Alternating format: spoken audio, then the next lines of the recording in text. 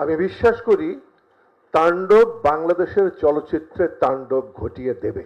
বাণিজ্যিক ছবি এরকম দুর্দান্ত হতে পারে বাংলাদেশে আগে কখনো হয়েছে বলে আমার মনে হয়নি। শাকিব খান বলে একজন সিনেমার নায়ক, আমি নিজে জানতাম না যে, আমি অভিনয় করি কিন্তু নিজে জানতাম না যে 200-র অধিক সিনেমা এসে অভিনয় করেছে।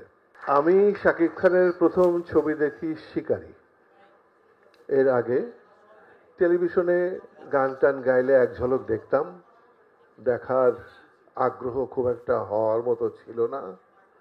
কিন্তু শিকারী দেখবার পর আগ্রহ নিয়ে দেখতে বাধ্য হয়েছিলাম, এবং সেটার কারণটা হচ্ছে কি, একটা মানুষের কতটা অর্জন করার ক্ষমতা থাকলে 200 ছবির পর বদলানো যায়। আমরা যারা অভিনয় করি তারা এক ধরনের অভিনয় করতে করতে আমাদের নিজেদেরকে কিন্তু আর বদলাতে পারি না।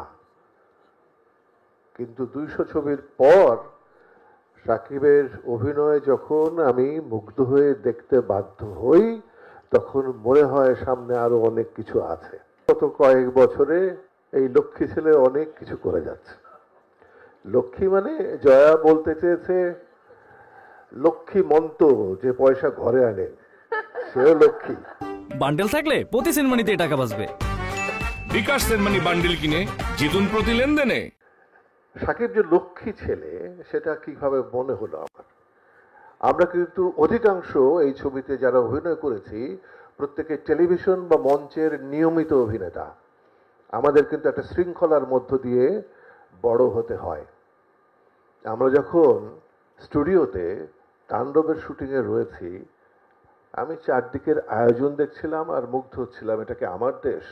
আর সবচেয়ে অবাক হয়ে দেখেছি, ওই যে 200 ছবির অভিনেতা স্টুডিওতে দেখছি কোনো মুহূর্তে কোনো দিকে তার মন নেই, তার সংলাপ এবং সে কি করবে এটা করার চেষ্টা করছে।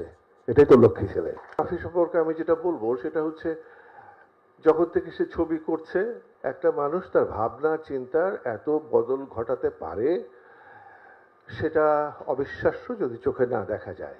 জয়াকে আপনারা আগে বহুভাবে দেখেছেন, জয়াকে নতুনভাবে দেখবেন।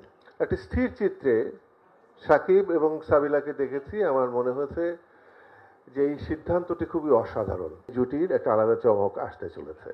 সাকিব তো এর আগে আরো 2-3টি ছবি করেছে, যে ছবিগুলো অনেক ভালো ব্যবসা করেছে। এই ছবিতে সে আলাদা, সাকিব খান নয়, একজন অভিনেতা। এটি আমার সবচেয়ে ভালো লাগে।